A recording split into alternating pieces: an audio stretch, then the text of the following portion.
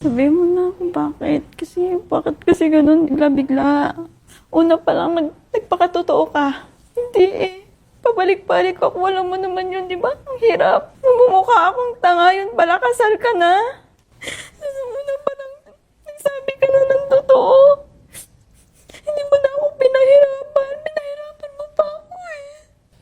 Umabot pa sa 2 araw na lang kasal na natin. Sasabihin mo, hindi ka pinayagan. Pero nakalib ka na.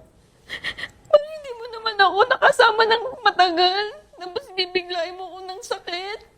Sabi ko nga sa'yo, di ba? Sana pinatay mo na lang ako. Kaysa paunti-unti. Ano ganito? Hindi ka na naaway. Ito, sabihin ko sa'yo. Mahal kita nung nagsama pa tayo.